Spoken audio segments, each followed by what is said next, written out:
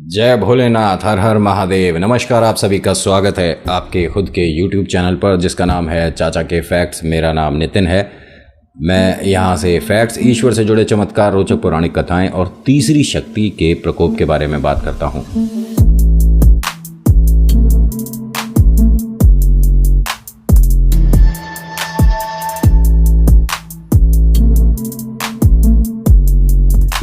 आज की कहानी ये सुरेश, नेहा, सोनू और गुंजन के इर्द गिर्द घूमने वाली है, तो इन्हीं किरदारों से मैं आपको ज़्यादा जोड़े रखूँगा। जैसा मैंने आपको बताया कि जब ये सभी परिवार वाले घर के अंदर, उस महल के अंदर, उस किले के अंदर एंट्री कर रहे थे, तब गुंजन की तबीयत ख़राब हुई। तो इनको गायनों के पास, मतलब स्त्री रोग विशेषज्ञ के पास लेकर गए। वहाँ चेकअप के दौरान पता पड़ा कि कोई भी समस्या नहीं है।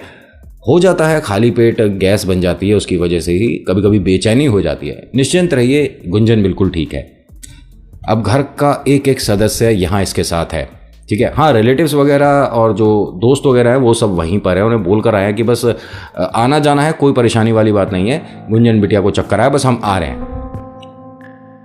पंडित जी को भी पता चला था कि कुछ ऐसा हुआ है और उन्होंने अपने ईश्वर से बस यही अरदास लगाई कि परिवार में ये सभी लोग सुरक्षित रहें और जो भी विपदा है, जो भी परेशानी है, वो एक बार मेरे समक्ष आए, मेरे सामने आए। जो भी उसकी मांग है, डिमांड है, जो भी वो चाहती है, जो शक्ति यहाँ है, जैसा कि इन्हें लग रहा है, वो एक बार मेरे से संपर्क करे। और ऐसी शक्तियाँ जो होती हैं, बाई चांस अगर वास्तव में ही कोई अधूरी इच्छा है तो किसी न किसी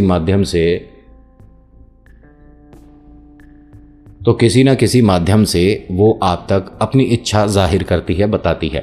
गुंजन अब ठीक है। सभी लोग अपना गाड़ियों में बैठते हैं और किले पर वापस आ जाते हैं। अभी गुंजन घर में आई नहीं है और इसकी बेचैनी फिर से बढ़नी शुरू हो गई है।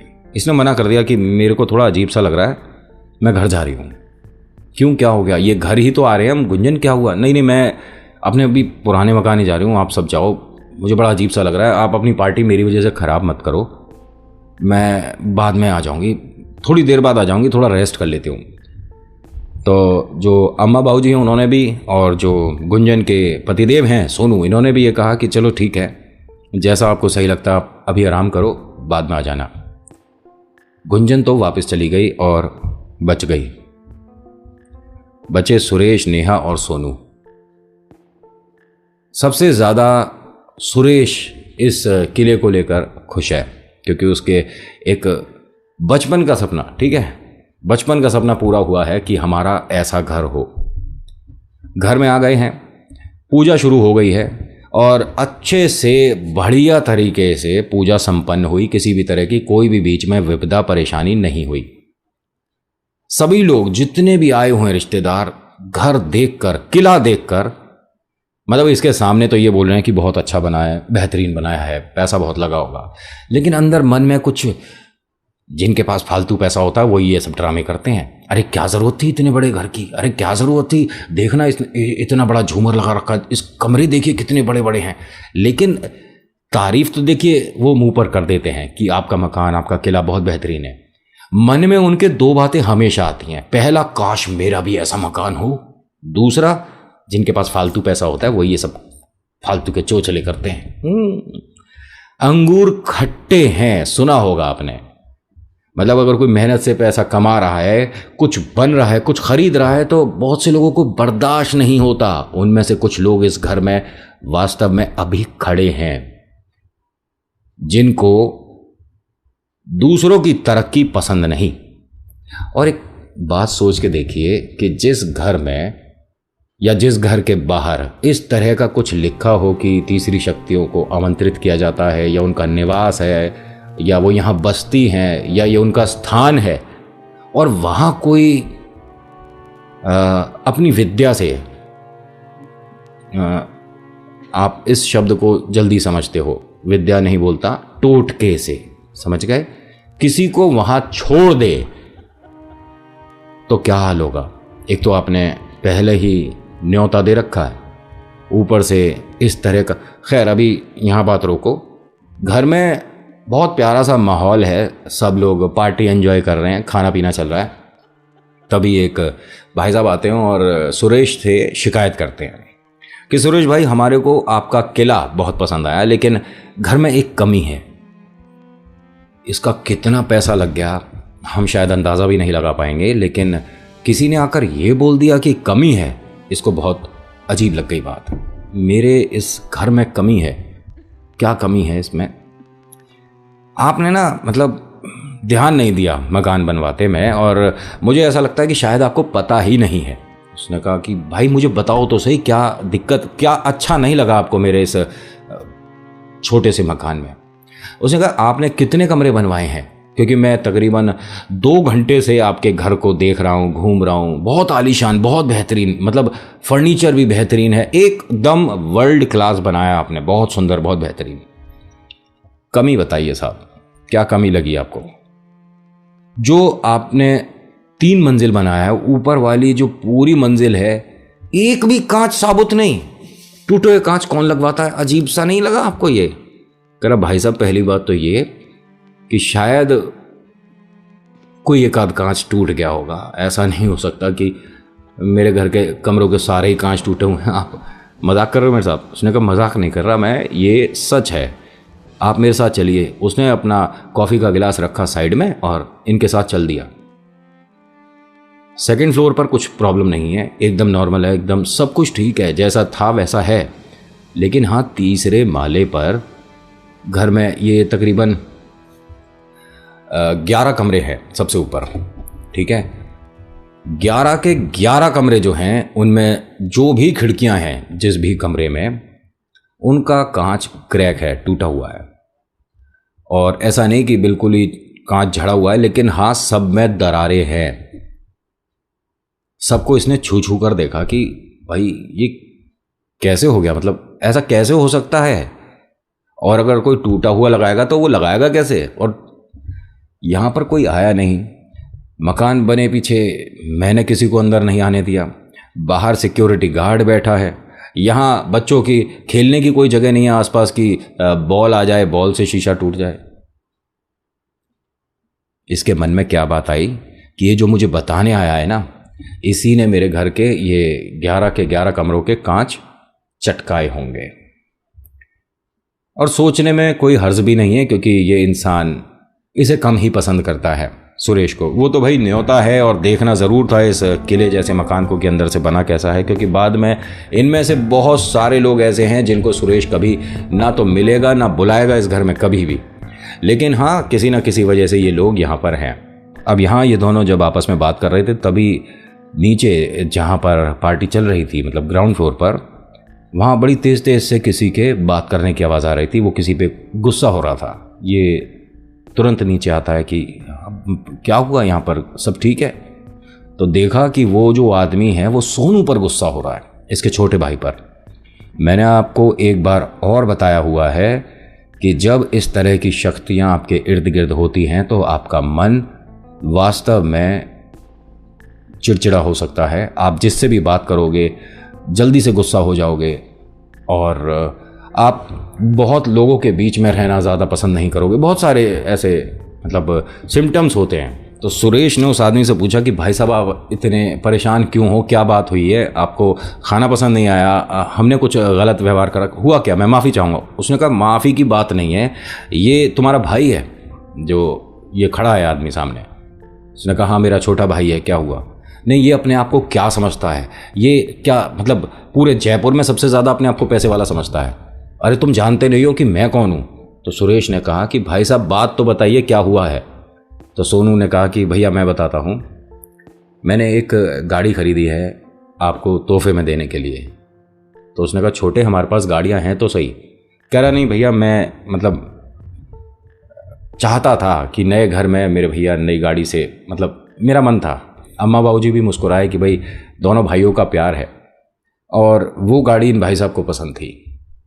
मैंने थोड़े ऊंचे दाम लगा कर ख़रीद ली, तो ये बस। तो सुरेश ने कहा भाई साहब मैं हाथ जोड़ के माफ़ी चाहता हूँ, और मेरे भाई का ये मेरे लिए प्यार था, आप एक काम करिए दूसरी गाड़ी देख लीजिए। उसने कहा गाड़ी तो मैं यही लूँगा, तू दाम बोल, जितने पैसे की खरीदी उससे दोगुने पैसे देने को तैयार हूँ, गाड़ी मैं ही लेकर जाऊँगा। तो सुरेश कहता है कि भाई साहब अगर ऐसी भी बात है ना, तो अब आप चाहे 1 रुपया बढ़ाओ इस गाड़ी में, चाहे इसे 100 गुना महंगी करके खरीदना चाहो, हम नहीं बेच रहे। किसी और तरीके से आपने बात करी होती ना, थोड़ा सा सहज कर, थोड़ा सा आप प्यार से बात करते, तो गाड़ियों की हमारे पास कमी नहीं और आपके पास भी नहीं होगी। लेकिन ये जो मामला है शायद सॉल्व हो जाता, सुलझ जाता। अहंकार ज़्यादा सर चढ़कर बोल रहा है आपके, हम गाड़ी नहीं बेचेंगे। अब ये जो आदमी आया हुआ है ना, ये बहुत कुछ उल्टा सीधा बोल रहा है ना, बहुत ज़्यादा। तभी आते हैं बाबूजी बीच में। वो कहते हैं कि बेटा ऐसा है, देख ये दोनों मेरे बेटे हैं। इसने छोटे वाले ने गलती करी कि भाई अपने बड़े भाई के लिए उसने वो गाड़ी ले ली जो कि तुम्हें लेनी थी। तू भी मेरे बेटे जैसा है। एक काम कर, ये रही गाड़ी की चाबी, मेरी तरफ से तू रख ले, पैसा भी देने की जरूरत ना है। पहले मेरे 2 बेटा थे, अब 3 हो गए। तू गुस्सा मत हो, रख ले बेटा। सिर्फ इतना सा काम उस आदमी को आसमान से जमीन पर ले आया।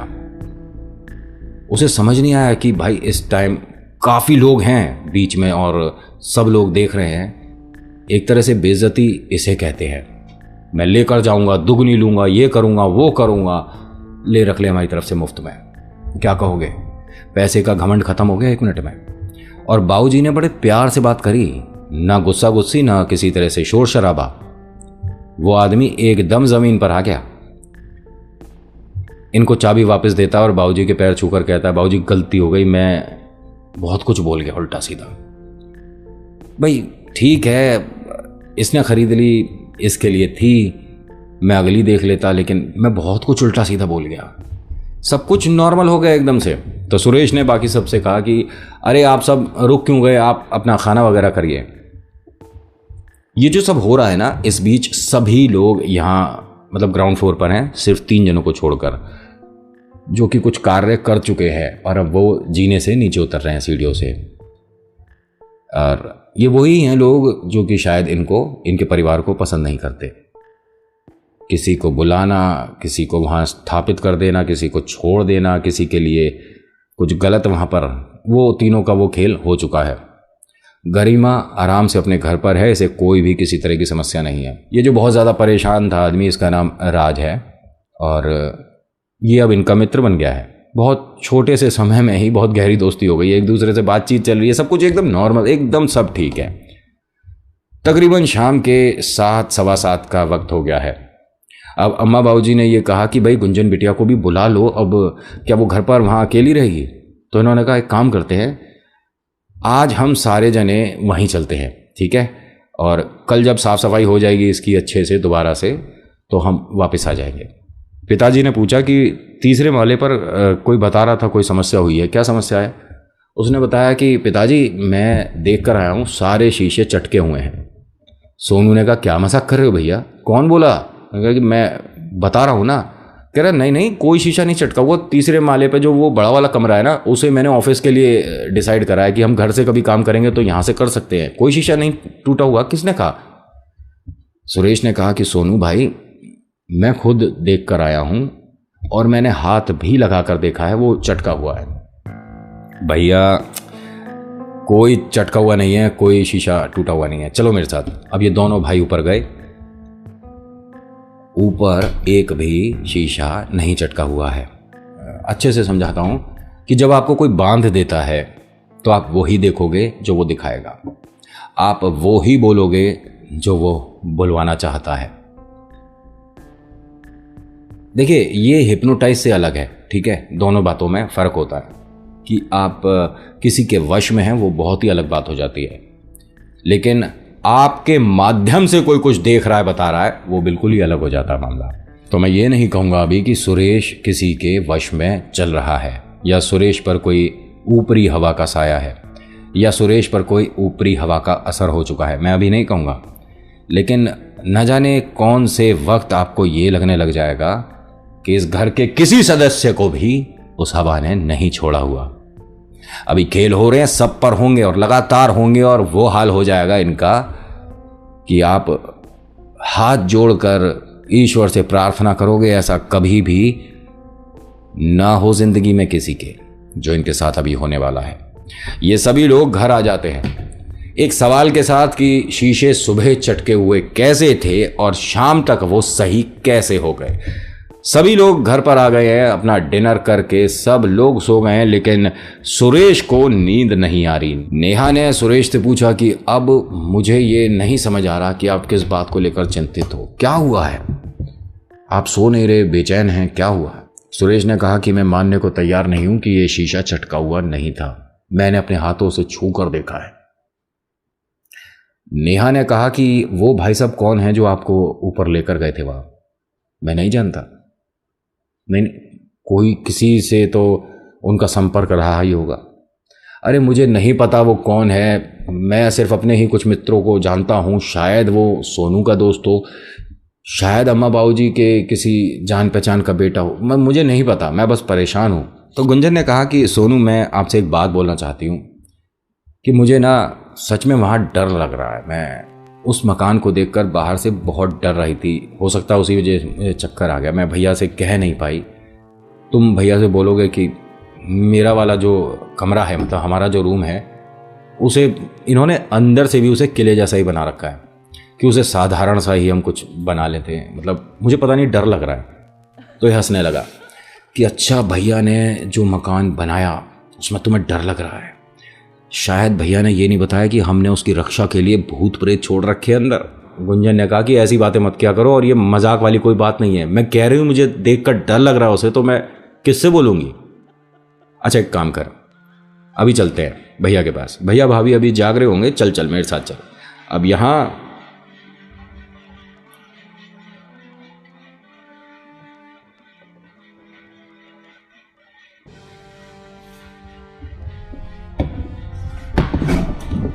अब यहाँ सोनू ने गुंजन का हाथ पकड़ा और सीधा पहुंचा भैया के कमरे। भैया जाग रहे हो? उसने कहा हाँ हाँ जाग रहा हूँ, आजा अंदर, क्या हुआ, सब ठीक है? तो सुरेश और नेहा दोनों इन दोनों से पूछते हैं एकदम से, क्या हुआ, सब ठीक है? भैया, इसका एक बड़ा अजीब सा सवाल है, मुझे समझ नहीं आ रहा कि मैं उसका क्या जवाब दूं, आप ही बताओ। हाँ बेटा पूछ। भैया ऐसा कुछ भी नहीं है, बस मैंने इनसे ये बोला था कि मुझे उस घर में बाहर से देखकर एकदम डर लगा और मैं चक्कर खाकर गिर गई। होता है, हम कभी कभी नई जगह जाते हैं, तो कोई बात नहीं। और बता, क्या क्या कोई परेशानी लगी तुझे उस घर में? पता नहीं भैया, मुझे वहाँ डर सा लग रहा है, और हम पहले भी कई बार जा चुके हैं घर को देखने में, जब बन रहा था, तो अंदर से भी सब एकदम किले जैसा है, और मुझे बचपन से ही किले वगैरह से डर लगता है। मैंने इसीलिए नहीं बोला था हर बार कि भाई आपका मन है और इतने मन से आप बनवा रहे हो, इतना पैसा लग रहा है। तो उन्होंने कहा कि तूने मुझे बेटा पहले क्यों नहीं बताया, रहेंगे तो हम सभी घर में, और मैंने सभी से सब बातें पूछी कि किसको किस तरह का कमरा चाहिए, कैसा, मैं सबसे पूछा। तूने मुझे बताया क्यों नहीं कि तुझे अंदर से मकान बिल्कुल भी किले जैसा नहीं चाहिए? मैं बेटा तेरे लिए उस तरफ का सारा एरिया जो जहाँ पर तेरा कमरा बना है सब वैसा ही बनवाता, साधारण सा, किले वाला मैं रूप ही नहीं देता अंदर से भी। चल एक काम कर बिटिया, अब तो बन गया, और ये मतलब वैसे तो बहू है लेकिन ये बिटिया बोलता है, तो वो बोला कि भाई एक काम कर बिटिया, अभी रह लेते हैं, 2-4-6 महीने में मैं अंदर के सारे मकान को बदलूंगा, क्योंकि हमें एक काम और करना है। तो सोनू ने कहा हाँ, वो दरवाजे के ऊपर लिखा हुआ वाला भी करना है। हाँ, थोड़ा बहुत जो बदलाव है कर देंगे, तू परेशान ना हो। उसने कहा भैया थैंक यू, बस यही बात थी, मुझे डर लगा था। तो इन्होंने क्या कहा, नेहा ने, कि तू डर मत, मुझे पता है कि बचपन से तू किले से डरती है, हमने कुछ अजीब अजीब बातें सुनी थी बचपन में, तो वो इसके मन में घर कर गई हैं। क्या सुना था कि किले में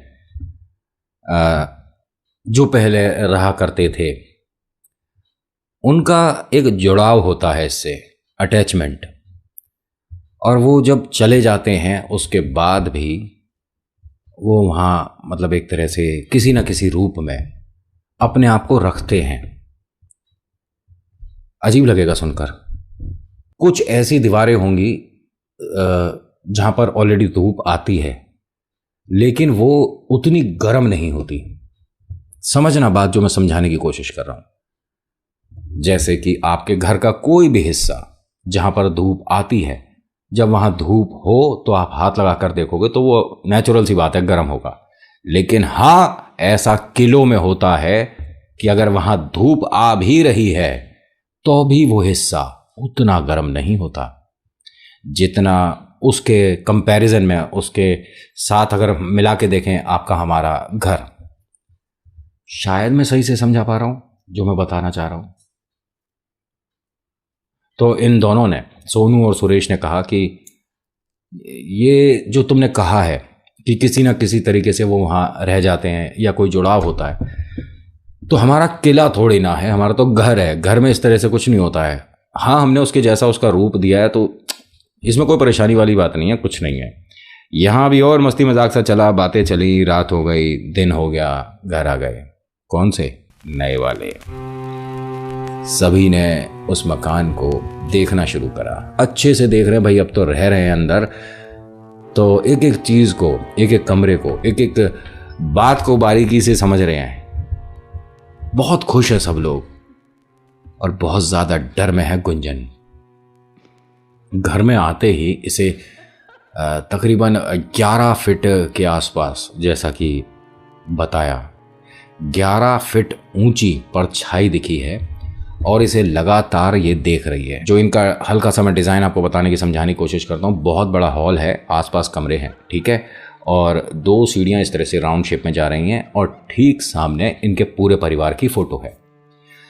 मतलब जहाँ ये सीढ़ी ख़त्म हो रही है, ठीक है, जो सिंगल सीढ़ी है, वहाँ से 11 फुट ऊंचा, तकरीबन 10 से 11 फीट ऊंचा इन्हें परछाई दिखी है। तो इसने आसपास देखने की कोशिश करी है कि परछाई बन किस चीज़ की रही है।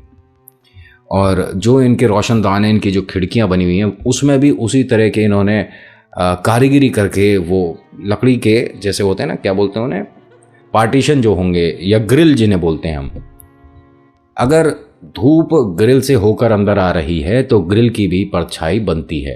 समझ गए ना मैं जो समझा रहा हूं? लेकिन उसकी परछाई नहीं बन रही जिस तरफ से धूप आ रही है, ये कुछ अलग है। इसने सोनू को बुलाया और सोनू से कहा कि ये तुम्हें कुछ दिख रहा है? कह रहा हाँ हाँ, ये तो झूमर है। तो झूमर नहीं, झूमर के पीछे देखो, हमारी तस्वीर के पास में कोई बहुत ये जो क्या है ये। तो इसे भी वो वास्तव में दिखा, महसूस हुआ। इसने आवाज दी सुरेश को, सुरेश भैया 1 मिनट, भाभी, नेहा भाभी 1 मिनट, आप इधर आओ, देखना ये जो गुंजन देख रही है ये किस चीज का है। तो उन्होंने कहा कि कुछ परछाई सी है। कोई बात नहीं, अरे शेडो है, बाहर पेड़ वेड़ भी इतने लग रहे हैं, तुम हर चीज को देख के डरने लग गए तो रह लिए इस मकान में। ये पास जा रहे हैं, वो परछाई हट नहीं रही है, लगातार बनी हुई है। और जब बहुत पास आ गए और दीवार को छूकर देखा तो परछाई नहीं है ये जमीन से लेके जहां तक इन्हें दिख रहा है, एक तरह से पेंसिल तो नहीं बोलेंगे, मैं क्या बोलूं, जैसे कोयला होता है ना, कोयले से किसी ने दीवार पे इस तरह से लाइनें खींची हो, हल्की हल्की, बहुत हल्की हल्की, जो दूर से शेड लग रही थी, इन्हें परछाई लग रही थी। इन्होंने उन्हें बुलाया, जो वहाँ पर केयर टेकर थे, जो मतलब भैया वगैरह सब काम करते थे, उन्हें बुलाया कि ये सब क्या है। कह रहे नहीं बाबूजी, ऐसा कुछ भी नहीं था, ये हमने अभी देखा है। और हम तो मतलब जब आप रात सब लोग गए हैं उसके बाद से सभी लोग यहीं हैं, कोई भी नहीं गया है बाहर। जो पहरेदार है, मतलब गेट कीपर है, उनसे पूछ लीजिए, कोई नहीं आया घर में। तो ये क्या है? तभी इनको कांच के टूटने की आवाज आई है। कांच टूटना बहुत से लोग अच्छा मानते हैं और बहुत सारे लोग अपशगुन भी मानते हैं। यहां गुंजन का डर बढ़ता जा रहा है। गुंजन ने नेहा का हाथ कस के पकड़ रखा है और वो डर रही है। तो नेहा ये बोलती है कि चल एक काम कर, मेरी गुड़िया है, छोटी गुड़िया, मेरे साथ चल, हम सब देख कर आएंगे ये आवाज कैसी थी। सुरेश, सोनू, नेहा और गुंजन धीरे धीरे सीढ़ियां चढ़ रहे हैं। इस वाले फ्लोर पर कुछ भी समस्या नहीं है, मैंने पहले भी बताया था आपको। आवाज कहां से आई थी कुछ नहीं समझ आ रहा, लेकिन यह जरूर पता है कि ऊपर दोनों में से किसी माले पे कुछ हुआ है जिसकी वजह से की आवाज आई है। 3rd फ्लोर पर आ गए, सबसे ऊपर। कोई सा भी कांच ऐसा नहीं है जिस पर दरार ना हो, लेकिन वो कांच टूटने की आवाज का मतलब है कि कांच टूटकर जमीन पर गिरा था। पूरे घर में सभी को, जितने भी इनके घर में काम करते हैं, तकरीबन 16-17 लड़के काम करते हैं इनके घर में, सब कोशिश कर रहे हैं, ढूंढ रहे हैं, लेकिन ऐसा कुछ भी नहीं मिल रहा, जिसकी वजह से ये बताया कि कांच यहां पर गिरा हुआ है। कुछ नहीं। सब लोग वापस आ जाते हैं नीचे। जिसको शीशे का काम दिया गया था, मतलब शीशे लगाने का जिसको काम दिया गया था, उसे फ़ोन करके सोनू पूछता है कि आपके इन शीशों में कोई समस्या है क्या? 1 दिन में टूट गए। तो कह रहा भाई साहब शीशा है, ये टूट ही जाएगा अगर इस पर ज़ोर ज़बरदस्ती करी जाएगी। ये कोई आपने वैसे मजबूत तो लगवाए नहीं, वो जो बुलेट प्रूफ होते हैं। कह रहा मैं मजाक नहीं कर रहा, लेकिन ये कुछ अजीब हो रहा है। उसने कहा मैं एक बार देखना चाहूँगा। कहता आप अभी आइए, हम यहीं पर हैं। कह रहा ठीक है जी। वो भी जल्दी पहुँचा इनके पास कि भैया ऐसा होने लग गया अगर, तो मेरा तो नाम खराब हो जाएगा मार्केट में। आपको पता है शुरुआत में दादाजी ने एक बात बोली थी कि आप उतना ही बड़ा मकान बनवाओ जितने में आप अच्छे से साफ सफाई करवा पाओ, जिसमें आप हर कमरे तक जा पाओ। समझ रहे हो? उनके समझाने का, बताने का तरीका कुछ और था, लेकिन मतलब कुछ और। तो शीशे वाले भाई साहब आ जाते हैं, कहते हैं सोनू से कि बताइए भाई साहब कहाँ कौन सी समस्या है, सारे शीशे तो ठीक हैं। कह रहे नहीं नहीं, हम नीचे के फ्लोर के बारे में बात नहीं कर रहे, आप हमारे साथ 3रे माले पे आ रहा। ये कहे दोनों साथ। इसने देखे सारे शीशे चटके हुए हैं, समझ नहीं आया, और सब एक ही तरीके से लग रहे हैं चटके हुए, और सब में दरार है। कोई भी ऐसा नहीं कि टूट कर बाहर गिरा या अंदर गिरा, सब में दरार है। जी बाबूजी समझ नहीं आ रहा कि ये, मैं काम करता हूँ, मैं बदलवा देता हूँ, और इसका कोई भी मैं पैसा नहीं लूँगा, मेरी गलती, शायद पता नहीं लगाने वाले ने कैसे लगाए हैं, कोई बात नहीं, मैं इसे करा दूंगा। उन्होंने कहा हम आपसे देखिए पैसों में कोई छूट या कोई डिस्काउंट, गुंजाइश, ऐसा कुछ नहीं चाह रहे, बस ये कह रहे हैं कि थोड़ा माल अच्छा लगा हो, ऐसे बार बार थोड़ी ना मकान बनता है। उसने नहीं बाबूजी कोई बात नहीं, मैं करवा दूंगा। अब ये सोनू और सुरेश तो इन्हें बोलकर चल दिए। ये उन शीशों को ध्यान से देख रहे थे हाथ लगाकर कि भाई ऐसा कैसे।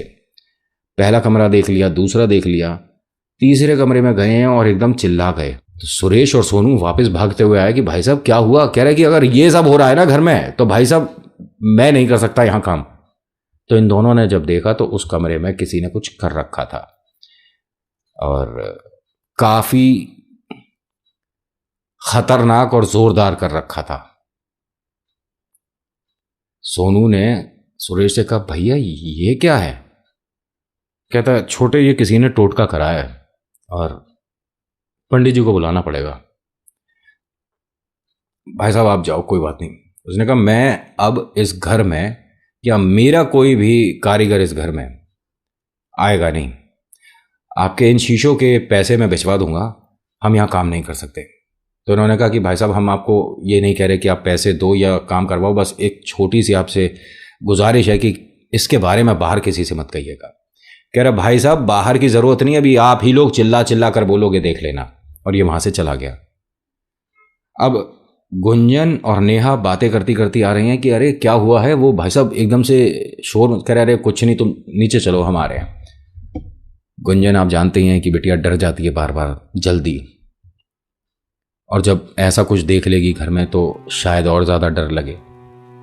सुरेश ने कहा सोनू से कि भाई एक काम करते हैं, मैं एक बड़ा सा कपड़ा लेकर आता हूँ, ये सब जो भी है इसे समेट कर बाहर कहीं रखा था। कहता नहीं भैया मैंने सुना है कि इसे छुआ नहीं जाता, इसको उलाका नहीं जाता, पता नहीं ये क्या है, क्या करें, अम्मा बाबूजी के पास चलते हैं। इन्होंने उस कमरे को बाहर से बंद किया और उस पर ताला लगा दिया।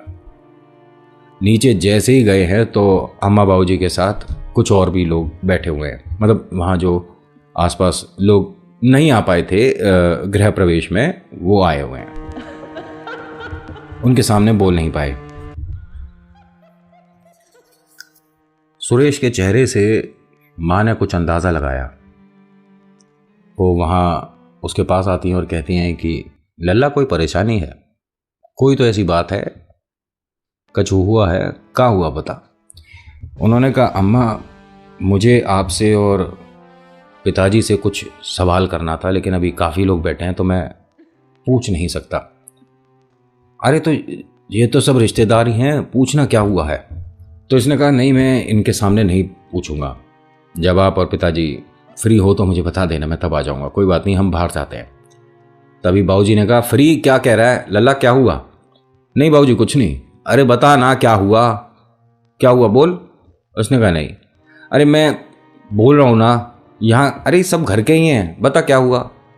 उसने कहा बाबूजी मैंने कह दिया ना जब एक बार कि कुछ नहीं हुआ तो नहीं हुआ, आप एक ही बात को बार बार क्यों पूछे जा रहे हो मुझसे।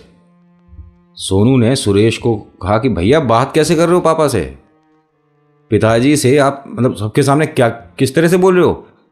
अब तू सिखाएगा मुझे कि मुझे किससे किस तरह से बात करनी चाहिए। एक और बात बता दूं कि ये घर मेरा है जिसमें तू रह रहा है, तो यहां पर आवाज सिर्फ मेरी ऊंची होगी, कोई भी मेरे साथ इस घर में ऊंची आवाज में बात नहीं करेगा। खेल शुरू। अब सुरेश का ये व्यवहार देखकर नेहा और गुंजन भी घबरा रही हैं। माता पिता ने सोचा कि ये कुछ तो ऐसा है जो कि इसे परेशान कर रहा है, ये ऐसे स्वभाव का है ही नहीं। सभी से इन्होंने बोला, माता पिता ने, कि हम आपसे बाद में मिलेंगे, बेटा कोई परेशानी में है। कोई बात नहीं, क्योंकि ये आया था कि कुछ बात करनी और हम सबको व्यस्त देखकर थोड़ा परेशान हो गया, तो उन सब ने कहा नहीं नहीं कोई बात नहीं, हम बाद में आ जाएंगे। अब ये सब बाहर गए हैं। सोनू अपने आंसू पहुंच रहा है क्योंकि उसने वो सुना है जो भाई से कभी नहीं सुना था। अम्मा बाबूजी ने कहा सुरेश से कि ये तेरे से छोटा है ठीक है, लेकिन अब तू इससे माफी मांगेगा। घर में कोई नहीं है, मतलब यहां बहू भी हैं दोनों, और हमें कोई आपत्ति नहीं कि इन दोनों के सामने तुझसे माफी मंगवाएं। तू अभी सोनू से माफी मांगेगा। सुरेश ने कहा माफी किस लिए अम्मा, क्या हुआ? और मुझे आप दोनों से कोई जरूरी बात करनी है, आप मेरी बात सुन लो। सोनू ने कहा भैया अभी आपने जो बोला आपको ध्यान नहीं है? उसने कहा वही तो बात करने आए हैं ना हम, अभी इसका व्यवहार क्या था और अब क्या हो गया। अम्मा बाबूजी एक हल्की सी झलक से कुछ पहचान रहे हैं। बाबूजी ने धीरे से इन दोनों से कहा लल्ला कछू बाहर का घर में आ गया है क्या, लग रहा है तुम्हें ऐसा? हाँ बाबूजी। तुमने उसे छुआ है? नहीं बाबूजी। घर में है वो? हाँ बाबूजी। कोई बात नहीं, गुंजन बिटिया को बुलाओ। गुंजन को क्यों? मैं बोल रहा हूं ना, गुंजन बिटिया को बुलाओ। गुंजन आई, उसने कहा हाँ बाबूजी बताइए। देख तूने उस घर में भी एक बार बालाजी का पाठ किया था बहुत धूमधाम से, घर के अंदर ध्यान है? उसने कहा हाँ हाँ बाबूजी, मुझे क्यों नहीं ध्यान होगा, बताइए आगे बताइए, मैं चाहता हूं इस घर में भी तू करे। हाँ हाँ मैं करूंगी, बताइए कब करना है। एक काम कर बिटिया, ज्यादा लोगों को बुलाने की जरूरत नहीं है, अपने कुछ संगी साथियों को बुला लो, कुछ हमारे भी साथ के हो जाएंगे, तो अड़ोस पड़ोस के जो लोग यहाँ नहीं आ पाए कल वो हो जाएंगे, बाकी 20 25 50 लोग बहुत हैं, तू अपना मन से पाठ कर। हाँ बाबूजी मैं बिल्कुल करूँगी। एक काम करती हूँ, मैं अभी से जुट जाती हूँ, जो जो मुझे सामग्री चाहिए सामान चाहिए, क्योंकि पूजा ये बहुत बेहतरीन तरीके से करती है बालाजी का पाठ। और आप अगर हनुमान चालीसा सुन लें इनके मुंह से तो आप ये कहेंगे कि वास्तव में शब्दों का उच्चारण हो तो ऐसा कमाल हो। और बालाजी की बहुत बहुत ज्यादा भक्त है, लेकिन यहां पाठ करने के लिए घर में इन्हें अनुमति भी लेनी पड़ेगी जो घर में है उससे। आपको बड़ा अजीब लगेगा सुन के, मैंने पहले भी बोला है, उनके हिसाब से चलते हो आप, वो आपके हिसाब से नहीं चलते। और जब चारों दिशा से आपकी तरफ कोई इस तरह की बाधा उत्पन्न कर दे तो शब्दों के उच्चारण बहुत दूर की बात है, शब्द भी धुंधले दिखने लग जाते हैं। क्या हुआ इनके साथ बताऊंगा अगले भाग में। तो आज की कहानी में इतना ही। आज की कहानी आपको कैसी लगी मुझे बताइएगा जरूर। अच्छी लगी तो लाइक करिएगा, शेयर करिएगा, चैनल पर पहली बार आए तो सब्सक्राइब करिएगा। मेरी कहानी पर आप भरोसा बिल्कुल मत करो, 1% भी नहीं। लेकिन अपने ईश्वर पर, अपने भगवान पर 100% भरोसा करो, चमत्कार होते हैं। So thank you so much for watching. मेरा नाम नितिन है। मुलाकात करूंगा आपसे एक अगली वीडियो में। हर हर महादेव, जय भोलेनाथ, धन्यवाद।